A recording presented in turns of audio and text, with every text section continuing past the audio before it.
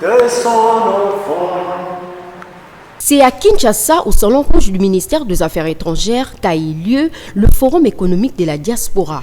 Ce forum organisé par la coordination de la diaspora congolaise avec comme objectif un acteur clé pour provoquer l'émergence de la RDC en un temps record. Notons que la diaspora congolaise veut des opportunités des investissements dans le ZTD et les ZES. Diaspora Cap 2030, tel est le thème vision de la coordination de la diaspora congolaise pour un Congo émergent du point de vue économique. Plusieurs structures présentées à ces assises pour trouver des pistes de solutions afin d'amener le Congo vers le grand développement. Cela inclut certains experts à donner leur point de vue sur ces forums. Si on peut retenir que la diaspora que nous représentons a mis en place un cadre qui va mettre d'un côté les investisseurs congolais et étrangers, amis du Congo. De l'autre côté, nous aurons les décideurs, les experts à Genève, pour commencer, où nous allons mettre en place, sortir un plan que la diaspora mettra en place pour le développement du Congo. Nous avons lancé un défi de voir le Congo émergent en 2026, au lieu de 2040 comme cela a été décidé, je ne sais pas dans quelle officine, mais nous disons que chaque Congolais doit mettre la main à la pâte et la diaspora a mis en place un lobby, si vous voyez, donc nous avons des points focaux partout où nous sommes et nous vivons avec ces investisseurs étrangers-là pour impulser le développement à partir de la base. Comment pouvez-vous imaginer que ce qui nous nourrit, c'est-à-dire les foufous que nous mangeons, ça vient du village et ces gens-là cultivent, mais ils n'ont pas du tout de subventions et ils se battent pour nourrir les Congo, les villes urbaines et nous voulons impulser. Directeur à l'ANAPEX. Alors, vous avez pu prendre part à l'activité d'aujourd'hui. La diaspora congolaise veut développer la République démocratique du Congo à partir de la base. Qu'est-ce que nous pouvons comprendre de votre participation dans cette diaspora? C'est un plaisir le fait que les Congolais prennent conscience du fait d'y rentrer au pays pour développer le pays. Pour nous, c'est un honneur. Et en tant qu'une agence de l'État qui a pour but d'aider les gens à mieux exporter à l'extérieur, il y a cette jonction qui nous pousse à venir, à les assister, à les aider dans le sens de les illustrer pour que tout ça se passe normalement. Donc nous sommes une agence qui est à l'État dans le sens de développer tous les secteurs agricoles, industriels et agro-industriels. Et toute idée, toute imagination qui entre dans le cadre de développer les pays de licence agricole, nous y sommes. Les raisons pour lesquelles l'ANAPEX soutient la Fed, soutient la diaspora, dans l'optique de développer les pays sur le plan agricole, bien entendu, c'est le J'ai tenu à remercier le coordonnateur général de la CDKIN qui nous a donné l'occasion de nous présenter au public pour la troisième fois. Les deux premières fois, c'était dans la salle des eaux. Aujourd'hui, ici, dans la salle rouge du ministère des Affaires étrangères. Bon, le temps ne nous a pas permis de présenter notre sujet qui consiste à présenter le protocole d'accord de partenariat, de concertation, de collaboration, de concertation permanente pour réaliser le projet programme de la coopérative d'éthique syndicale à fonction multiple, dénommée coopérative transformation, commercialisation et consommation de produits agricoles au village en fonction multiple. La dénomination est kilométrique, ça justifie l'ampleur ou la multiplicité des programmes que nous avons à réaliser. Alors, nous n'avons pas eu de temps, mais c'est une coopérative qui va mettre en relais les paysans, les salariés et les fonctionnaires de l'État. Alors, ça doit être opérationnel dans les villages où nous avons fui pour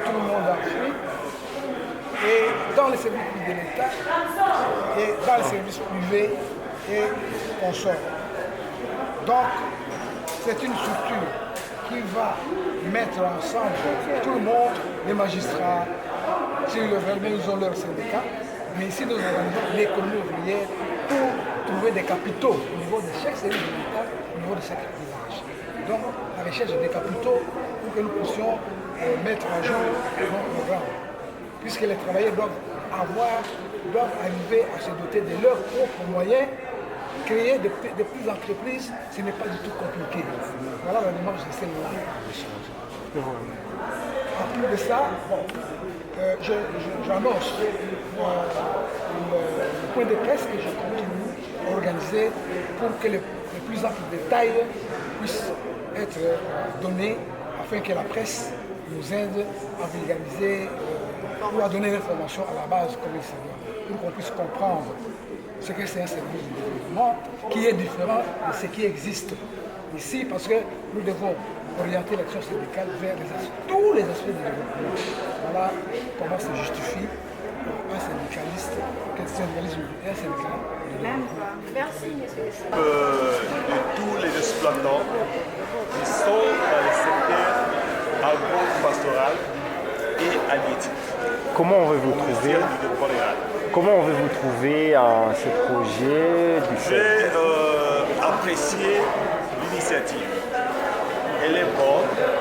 Je félicite toutes les personnes qui ont été à la base de cette initiative. Et quand ils parlent du développement à la base, cette base, ce sont ces paysans qui sont dans le secteur de l'agriculture, de l'élevage, de la messe et ce genre de choses. Vous savez, dans notre pays, ce sera injuste de ne pas penser à ces gens. Pourquoi? Parce qu'aujourd'hui,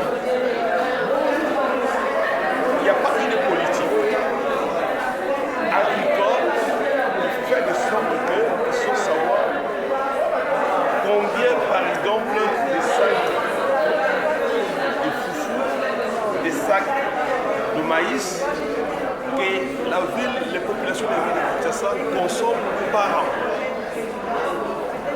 Mais ce sont ces paysans-là, à partir de leurs propres moyens, d'abord, ils arrivent à produire, à transporter. Je peux dire même à transporter, parce que quand on produit par exemple les concepts de paniers, les moudres, et ce sont ces paysans qui font ce travail. Je prends l'huile de palme.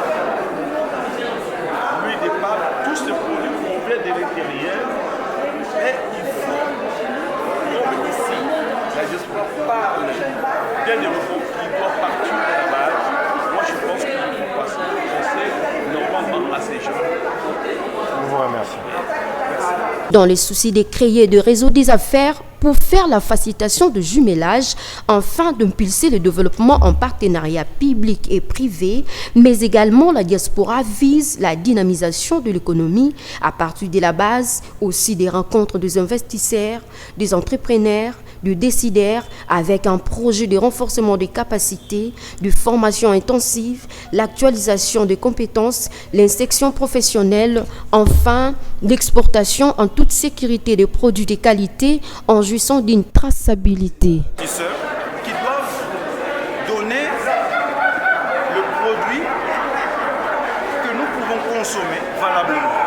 Et nous mangeons n'importe quoi. Et c'est dans ce cadre-là que nous, dans ce cadre de fait, nous venons avec notre programme d'assainissement économique qui sera axé sur les éléments notamment en rapport avec la lutte contre le produit contrefait. Parce que dans ce pays, on veut bien consommer dans l'alimentation. Nous mangeons n'importe quoi. Et aujourd'hui, en tant que Congolais, nous voulons décadrer les choses à travers le répondant qui va englober, n'est-ce pas, l'intelligentsia nationale de tous les Congolais, et pour décadrer et faire en sorte que notre pays puisse porter sa plus belle robe, qui est